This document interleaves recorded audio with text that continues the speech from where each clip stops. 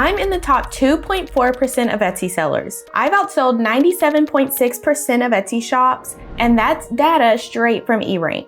And I've done all of this as a homeschooling stay-at-home mom. No ads, no social media, no design degree, just a strategy that actually works and the consistency to stick with it. So today I'm pulling back the curtain on exactly what I did, not theory, what I actually did from scratch to get here. And if you're still a little fuzzy on what digital products even are, that's fine. We're starting from the very beginning and I'm laying out the full strategy. So many people never make it this far with their Etsy shops, and it's not because Etsy is saturated. In fact, millions of sellers have left the platform since 2021 after the pandemic, which means there is actually less competition now than there has been in years. And after working with over 1,800 sellers, I can tell you that many people quit because they never had a real strategy.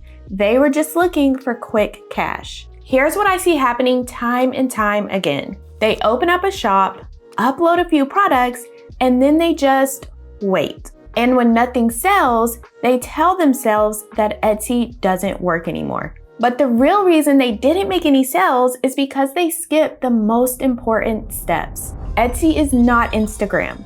You don't need followers. You don't need to go viral. Etsy is a search engine, just like Google. People go on there every single day looking for things to buy. Your only job is to show up when they search for it. But nobody told them that. So they were just guessing. And here's the other thing I see all the time. People don't even fully understand what a digital product even is. And yet they're trying to sell one. So let me just clear that up right now. A digital product is something you make one time and you can sell it forever. No shipping, no inventory, no running to the post office. Someone buys your product and they get a link emailed to them so they can download your product instantly. That is all a digital product is. This could be a budget tracker, a wedding checklist, a wall art print that someone can download and frame themselves. You make it once, it lives in your shop, and it can sell while you're making dinner, helping your kids with their homework, or even sleeping. And Etsy even delivers the product to them and handles the taxes for you. That's why this model works so well for busy moms like me. But it only works if you build it the right way. And that's exactly what I'm gonna show you. So now that you know what a digital product is, the next question is always, but what do I sell? And this is where a lot of people overthink it. They spend weeks going back and forth. They make a list, they scrap the list, they start over. So I want to give you a simple framework that makes this way easier. There are 3 types of digital products on Etsy: seasonal, trending, and evergreen. And I'm gonna tell you something that might surprise you. If you are brand new and you wanna make sales fast, I actually recommend starting with seasonal products. And here's why. Seasonal products have built-in urgency.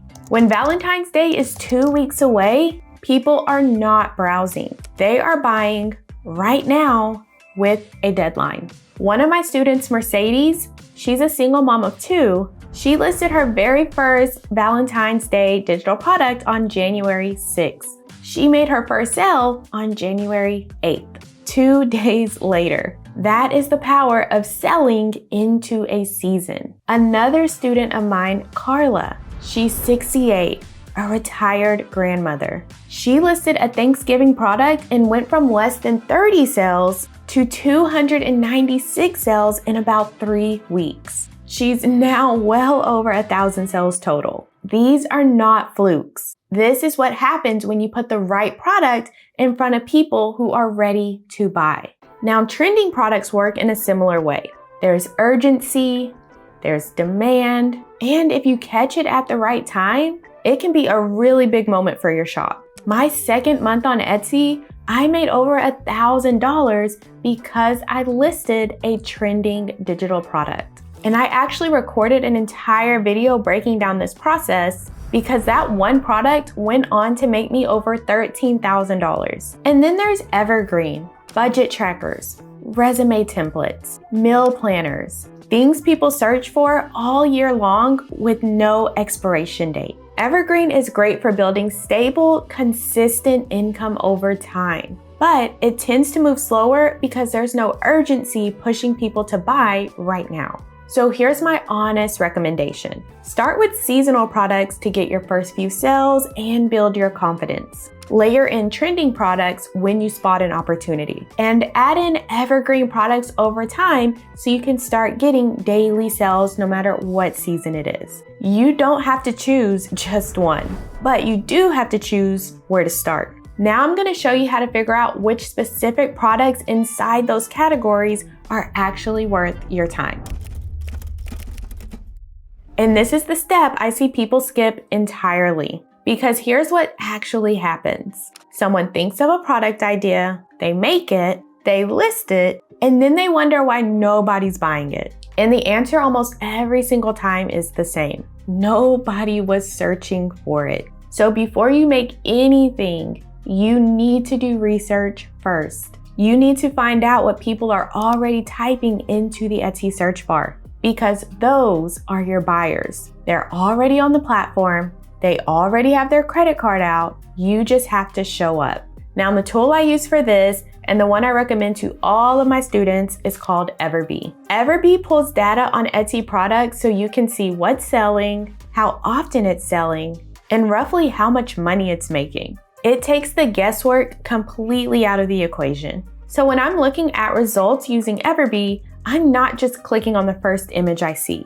I have a specific criteria that a product has to meet before I even consider making it. It needs to hit at least one of these three things. Number one, it has a bestseller or popular now badge on Etsy. That badge is Etsy literally telling you what is selling right now. Number two, it's making at least 30 sales per month. Not 30 sales total, 30 sales per month. That tells me there is consistent, ongoing demand for this product. So I know it's not just a one-time fluke. And number three, it's bringing in at least $300 per month in revenue. And I do this because I see so many people talking about search volume, but what I want to know is the sales volume. So yes, people may be searching for a product, but are people actually buying it? So your product idea needs to hit at least one of those. So you don't need all three. But if it can't clear even one of them, keep looking. There are thousands of products on Etsy that do meet this criteria, and those are the ones that are worth your time. Now I want to be clear about one thing. Everbee is not affiliated with Etsy. These are estimates, just like any other research tool. But it's still one of the best research tools available for Etsy sellers, and that's why I recommend it and I use it in my own shop. So if you want to try it out, I do have a link for you in the description. But here's the bottom line. Your product idea doesn't matter if nobody's buying it. Research comes first every single time. Find the demand, then create the product. That's the order. So once you've done your research, you know what people are searching for, you know there's demand, now it's time to actually make the product. And this is where a lot of people freeze up. They think they need to be a designer. They think their product needs to look like it came from a professional agency. They think if it's not perfect, it's not ready. I want to eliminate that thought right now. You do not need a design degree. You do not need expensive software. You need Canva. That's it. Canva is free. It's built for exactly what you are going to be doing. Creating clean, professional-looking digital products without a design background whatsoever. Flyer templates, birthday invitations, Christmas checklists, wall art prints, planners, all of it made in Canva by regular people selling on Etsy every single day. Now, when it comes to actually making your product, you have two paths. Path one is making it from scratch in Canva. You can start with a blank canvas, you look at what's already selling, and you build something that meets that standard. This is totally doable even if you have zero design experience. Canva really does make it that simple. And then you have path number two, using PLR templates. PLR stands for private label rights, and this is the path that I prefer to use. Basically, it means someone has already created the template and they are giving you the legal rights to edit it and resell it as your own. This is a shortcut, and there is nothing wrong with taking shortcuts. If you are staring at a blank screen and feeling completely stuck, a PLR template can get you moving. You open it, you make it yours, and now you have a product ready to list in 3 days instead of 3 weeks. But you need to customize the template. You don't want to just upload it as is. When you upload a template as is, you're competing with all of the other people who have also uploaded the template as is. So you're not giving customers a reason to purchase your version. So whether you build from scratch or start with the PLR template, the standard is the same. Good means it solves the problem you promised to solve. If someone buys your weekly meal planner, does it actually help them plan their meals? Is it simple to use? Does it make their life a little bit easier? That's the bar. And here's something I want you to hear. One product done really well will always beat 10 rushed products. Look at the listings already making sales. The ones with the bestseller badge. The ones hitting 30+ sales a month. Study them. What do they look like? How are they laid out? What do their listing photos look like? You're not copying them, you're understanding what works. And then you're just making your own version. A product that is finished and listed has a chance to make a sale today. But a product sitting in your Canva account because you keep tweaking it, trying to make it perfect, will never make a sale. So get it good, get it done, and get it listed. Now, once your product is made, it's time to get it in front of buyers. And this is where I see a lot of people make a really costly mistake. They spend all of their time making a really great product, and then they rush through the listing. They throw up a blurry photo, write 2 sentences in the description, and wonder why nobody's clicking. Your listing is your storefront. It's the first thing a buyer sees. And if it doesn't stop them from scrolling, nothing else matters. So let's talk about the 4 things that can make or break a listing. First is your thumbnail. Your thumbnail is just the main photo on your listing. It's the image that shows up in Etsy search results when someone is browsing. And this is your #1 job right now. Before a buyer reads your title, before they look at your price, before they read a single word, they see your image. And they decide in about 1 second whether they are going to click or keep scrolling. So it needs to be clean, it needs to be clear, and it needs to show the buyer exactly what they're getting. Look at the listings already making sales in your niche. What do their thumbnails look like? What's working? Use that as your benchmark and then make yours just as good or even better. Second is the title. Your title is not a creative writing exercise. It is a search tool. You want to lead with the most important keywords first, the thing people are actually typing into the Etsy search bar.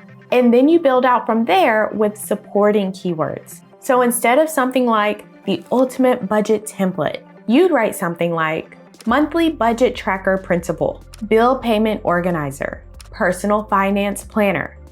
And you'd keep going until you fill all 140 characters. So can you see the difference between those titles? The second one is full of words real buyers are typing into the Etsy search bar. Now, third is your tags. Tags are how Etsy knows when to show your listing. You get 13 of them, use all 13. Etsy tags can be up to 20 characters, including spaces. And in this video, I walk you through how to find tags that will help your product stand out in search results instead of getting buried. So use your tags to cover more ground. Think of the different ways a buyer might search to find your product. And then fourth is your description. Now, your description is where you talk directly to your buyer. Write it like you're talking to one person, not a crowd. One person who just found your listing and wants to know what it is, what do I get, and how does it work.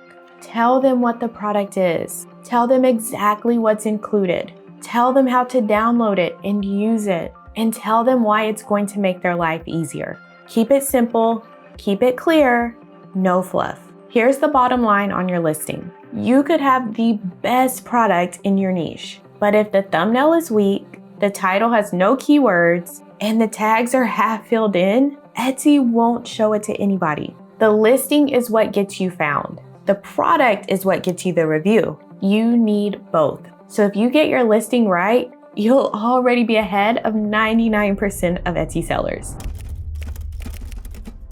Now let's go into the step that nobody wants to talk about. And it might be the most important one on this entire list. Because here's the truth. You can do everything right. You can find a product with real demand. You can make something great. You can nail your listing. And still, your first few weeks might feel really quiet. And that is normal. That is not a sign that it's not working. That's just how Etsy works. Etsy is not a vending machine. You don't put a product in and get sales the exact same day. It's more like a garden. You plant something, you water it, you tend to it, and then one day it starts to grow. And once it grows, it keeps growing. But most people never get to that step because they quit too soon. I see it all the time. Someone lists 3 or 4 products, check their stats every single day for 2 weeks, sees low views and 0 sales, and decides Etsy doesn't work. They close the shop, they move on, and they never find out what would have happened if they just kept going. My student Carla went from less than 30 sales to over 1,000, but that didn't happen in a week. She stayed consistent.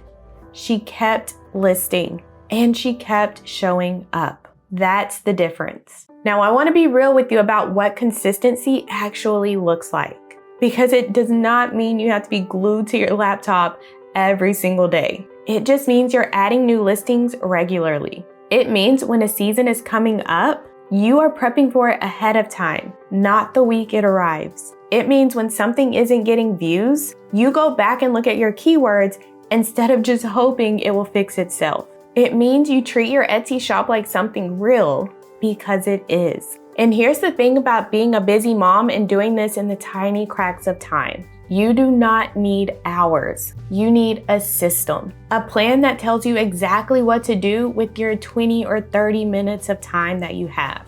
One of my students, Kendra, is a wife, a mom to a 2-year-old and a 9-year-old, and a kindergarten teacher. She is booked and busy. And she also just hit over 20 sales in her shop. Not because she had more time than you, but because she had a system. Because let's be real, motivation runs out. It does for everybody. But a system keeps you moving even on the days you don't feel like it. And that's exactly why I created the sales sprint. Because I knew that most people don't fail because they're lazy or they're not smart enough. They fail because they're doing this alone without a clear plan. And the moment it gets hard, there's nobody there to help them push through. Inside the sales sprint, I walk you through every single step we talked about today. The research, the product creation, the listing optimization, the low effort sales boosting strategies. So you are never left guessing. And if that sounds like exactly what you need, the link to join us is in the description. But whether you join or not, hear me on this. The sellers in the top 2% are not there because they're more talented than you. They're there because they didn't stop. So just don't stop. Etsy isn't magic. You just have to do the right steps in the right order consistently. And the next thing most sellers struggle with after they list their first product is actually getting views to that product. So if you are struggling with that, click right here because this video is going to show you how to get views to your Etsy shop.